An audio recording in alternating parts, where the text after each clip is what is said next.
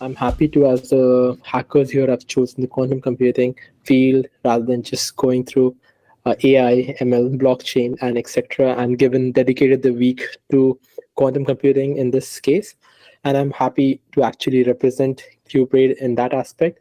There's a lot of more things that have been increasing in the space of the hackathon, and I can assure you, I've been with you guys during the whole hackathon, and I actually like the vigor and the enthusiasm during the initial time when you were submitting the submissions and everything, and I was supporting you guys on the back end. But believe me, that's like a very interesting place to be at. So basically, this is a very generic view of the quantum computing and the classical computing and how the power is exponential. I will skip to the next slide. So basically, where we are is the noisy intermediate NISQ state, which is the intermediate scale quantum. So it was referenced by 2018 by Preskill, Dr. Preskill. After that, we are trying to go around how do we make the fluctuations. So basically, I'm talking about how quantum would scale in the future and how it goes about it. So basically, after the NISC, the secondary thing is size of devices, which I'm pretty sure most of the folks here are trying to use and do it. So basically, we had quantum hack. We did have quantum uh, devices by Cura, Quantinium, IonQ, which were actually reaching the fidelity of not 9s, but at least 99 point something. So this is a very, very exciting place to be at. But I think it will grow in the further, and as people and as more students and researchers are going about it, this thing is bound to be solved, at least not at the right state of NISQ, at the perfect thing which we think and know, but the ways around it with the other aspects of it, like how AI and ML would have helped to do error mitigation. So similarly, not exactly on the artificial intelligence side, just more on the how do we solve error correction for the quantum. So that's a very interesting place to be at. Similarly, how a NISC will go about is it's right now at HP NISC and FTQC. So we'll talk about this, how the collaboration in quantum systems goes about. So what are we talking about is the decoherence, how the calibration errors are there, how do we measure the fidelity and the gate fidelity. So we are solving each one of them one by one, and as soon as we go forward, we'll be able to get more aspect, at least more data on which path to take. So there's a numerous path, and we have to decide on which paths to take and explore. And if not, retrace back, like put an idea, a thought, test the thought. If it doesn't work, like any science experiment, move on to the next part and on with it. So this is the thing which I talked about is an ISQ. There's something called HPNIS, which is high performance. Luckily, Qubit is part of some of the projects which are requiring to do high performance compute in the future, and also FTQC, which is fault tolerant QC, which will be relatively not exactly fault tolerant per se, but reaching 9s fidelity, what we can call it as like it's better than Six Sigma, so we'll just go for it. So right now we are at the ENIAC moment, but ENIAC had the computers during the 1960s, 70s. But moving further, we'll go ahead and actually solve multiple things, and it's a journey, and we all will be a part of it. So that's the fun part of it. So now I'll walk you through the application development experience. The application development experience, how do we solve the, like, I'm pretty sure most people during the hackathon have moved on one step ahead of it, with giving the gate circuits and the fidelity, and how do we go about it. So basically, you call in QC expert. This is for the industry level. How do we want to test a POC if need be?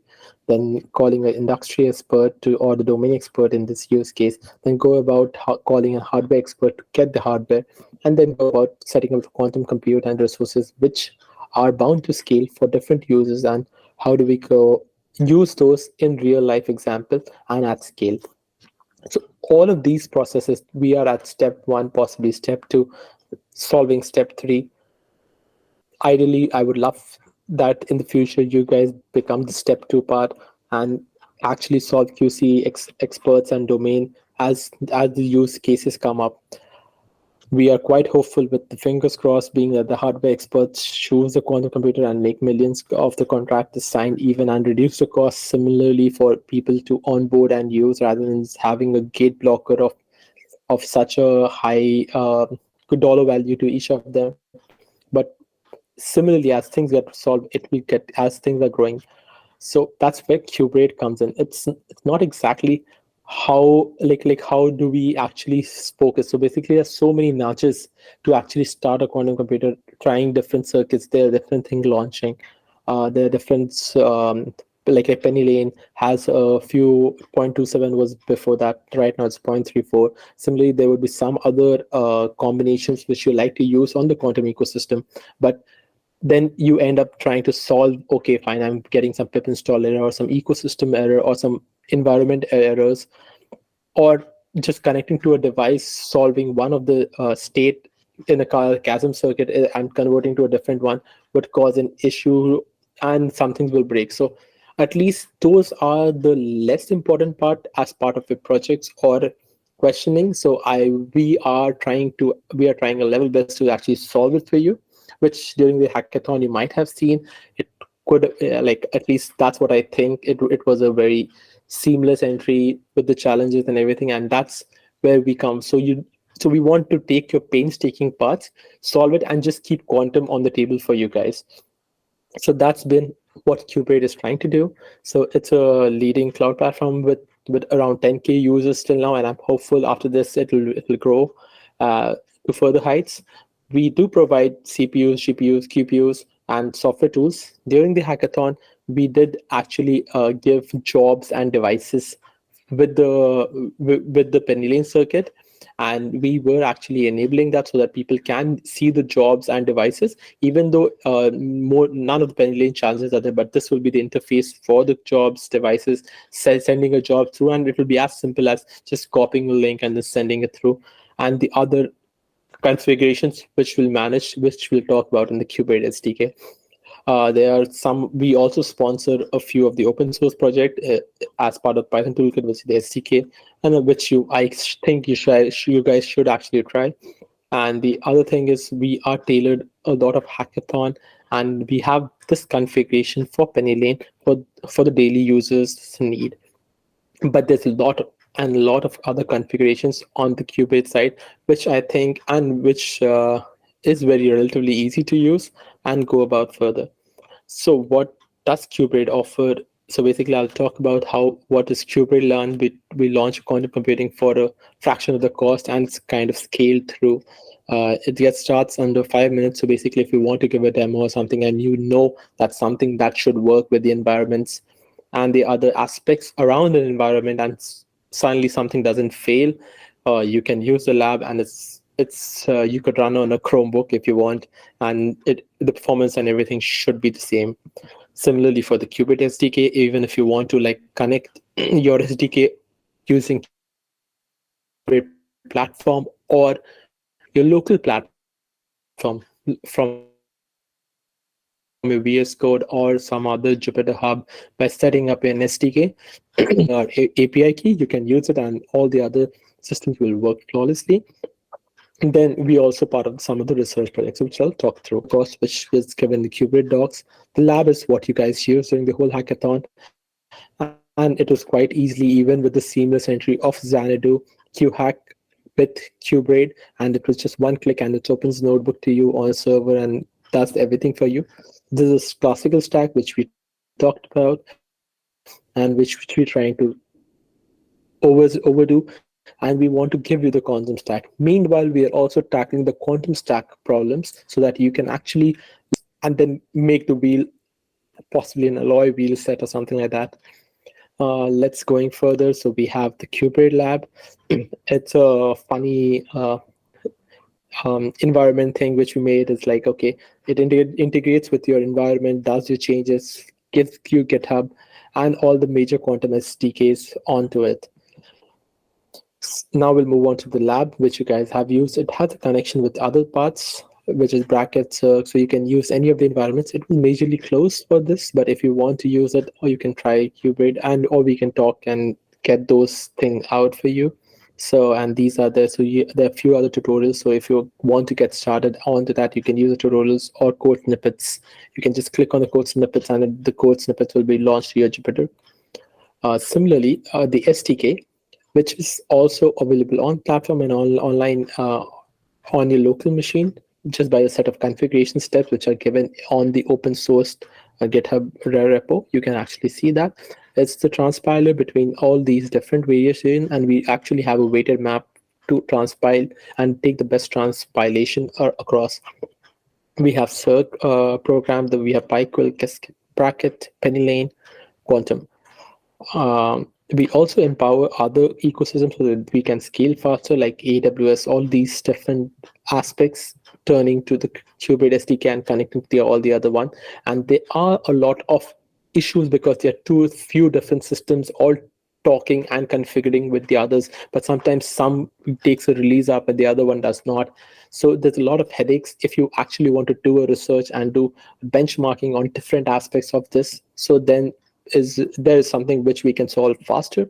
And this, we are part of the SDK program which has this Rigetti IQ hack. We have supported different hackathons, even Q hack for this year. We have also made the SDK open source, and there's a lot of downloads around it, which I think guys should try and see. We were part of the Unitary hack. Also, going further, we had a best on inflection of the quantum compatible softwares and hardwares, and you can see different hardwares and softwares, which is given. Uh, we're part of the research. We have given some papers. We are part of the Welcome League program for Q for Bio. So I think quantum would impact chemistry, biology, and all of these aspects first, because these are unsolved problems which are quantum, possibly quantum in nature. So we can tackle those first, which has a wider impact. And these were the problems which are limited by the computational power. And right now we can solve those and use it in different aspect of optimization or controlling or just finding all the other applications around it. Something like even in the challenge there was a problem called a simple totalization would be something which also tackles on the chemistry side. So you should like check this aspect of it and like what's the innovative thing which you're trying to tackle and use, and hopefully we'll be successful at that. So the last thing which I would like to try is like what we are trying to do is users and developers alike. So when I think the quantum advantage is not, even though we think quantum advantage, oh, it's a term that we can use and we are getting an advantage around it. But the major thing is if it's the people who are doing the quantum computing and have a quantum experience. I have taken a lot of interviews and I've seen that people with software engineering are able to try to tackle the quantum thing. But once, what's a better case, the quantum advantage would be like as the field grows, the number of quantum physicists, chemists, computation people would actually grow, and the field will grow longer, and those guys will be tackling software engineering problems, not the other way around. And that's where the quantum advantage will lie. Once we are able to tackle those, we'll be going about how the rate of growth of the field will surpass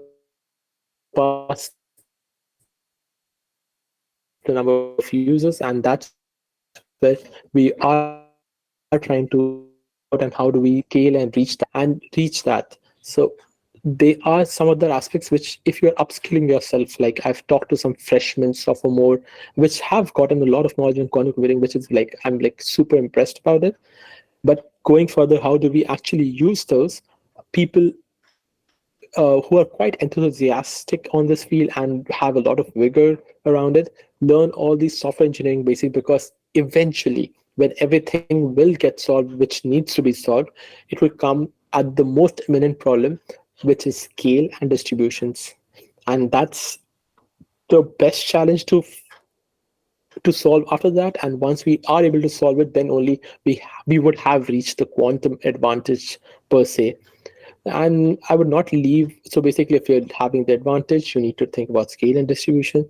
If you're not leaving the former advantage to someone else, we might not even leave the latter to the others. So we'll have to think on both aspects and keep us upskilling ourselves. Because while we are doing some translations on different, like I could talk about this part, we were doing some translation on the SDK from different aspects of to different aspects. We see that while there were some issues, there were some of the software engineers who have done the quantum ecosystem, and there was some loopholes around it. And how do we think? So, hence, I'm quite confident we will need in the future the other way around with quantum engineers solving software problems.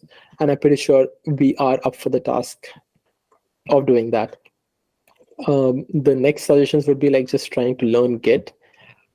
It's very, very imminent in problem. The notebooks, Docker, K8s, these are that will help us grow and be quite of independent of any other aspects and moving parts and have a better control over our system.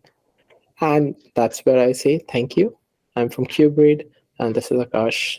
And if I'll be around if you have any questions, and please, this is the QR code for the account. If you would like to try it out, I would suggest you should at least give it a try and see what all the devices. And I could think about the other environments that are there. There are some jobs, there are some devices, and just see what devices are there. And what we have done is kept an infrastructure which is quite easily scalable for any moving device that comes onto it, give it to the user, and have a vice versa circular loop around it. And that makes things easier, at least a one-shot thing where we build things ourselves, and then as we finish it out, we can more about go through and then reuse those code and not like we said, we are not trying to reinvent the wheel, but sometimes we could change the wheel and put it into a different aspect and make it give it a better rubber tires and just like set it to the moon. So that's where we at, and that's been my talk. Thank you. All right, thanks so much, Akash. I'll leave this slide up on the screen for a little bit, actually, so that people can scan that QR code if they want.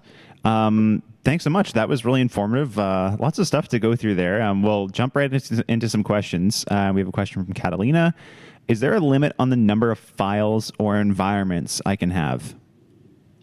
The number of the good thing about this, like there are some tier of credits which you can use, and once you have those credits, like it's very, very minimal, and it's kind of free also right now for most of the environments. But you can also use those environments to create your own environments and have a base copy, and those environments are being guaranteed by us.